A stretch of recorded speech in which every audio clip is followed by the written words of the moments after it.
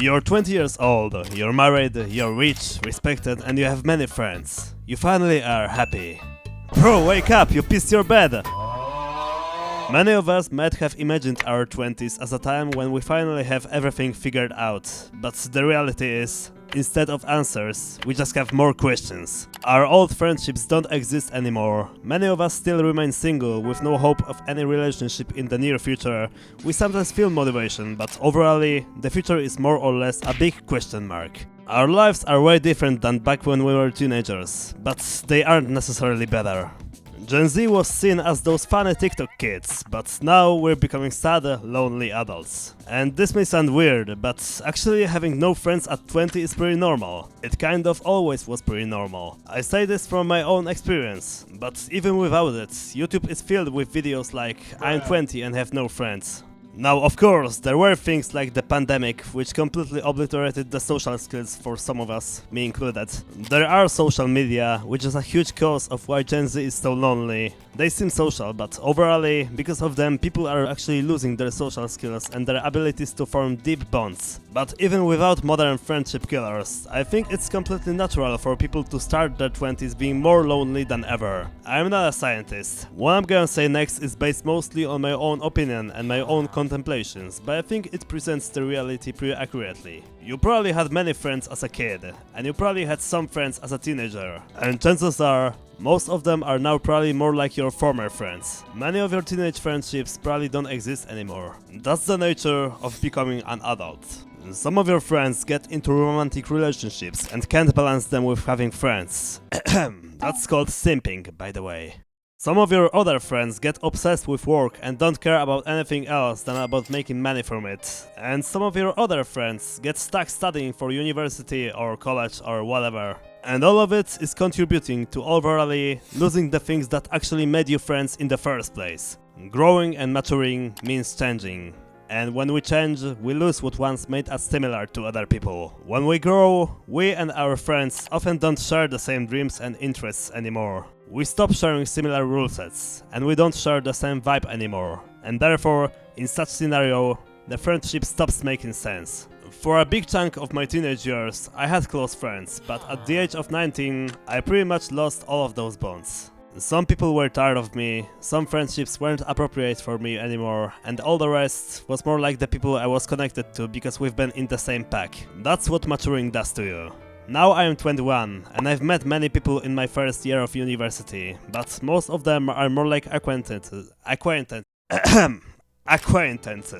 That's too much for my Polish tongue. And yeah, I have met a couple new friends, but we're not really at the level of close friendship. It's normal to not have many friends at 20, and it's tough, but it doesn't mean that everything is ruined. Other people don't define us, and to be honest, solitude, despite sometimes being tough, is often needed for us to grow. Losing our friendships is often an inevitable part of us growing as people. And here's the thing, we need to embrace solitude. In order to feel good alone, you need to make love of solitude the part of your personality. During my summer break a year ago, I almost had no friends whatsoever, and I didn't really feel lonely, because, well, I am a loner by nature. Solitude is my time to shine, to work on my passions, to work out, to meditate, to read books, to pray, to study, to learn programming, to play guitar, to make these videos, or to simply surf in the web a bit and learn something new. All of those things feel amazing in solitude, and most of them actually feel the best when being alone. Think about Albert Einstein or Isaac Newton. The great part of their scientific achievements was their love of solitude.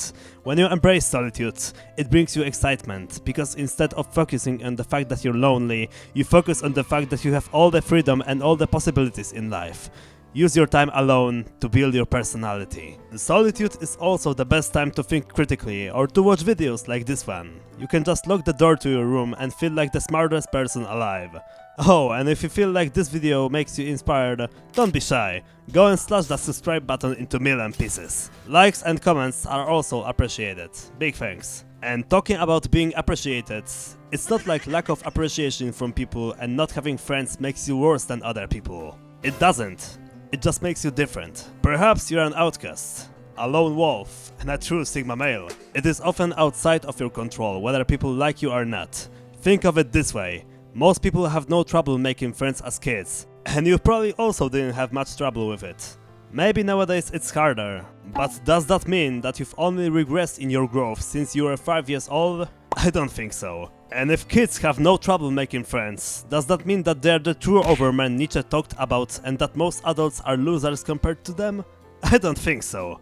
Not having friends and not being able to make new friends doesn't define your value as a person. Do you think that most kids are good at making new friends because they are ultra disciplined and they were practicing their social skills for 10 hours straight daily before attending kindergarten?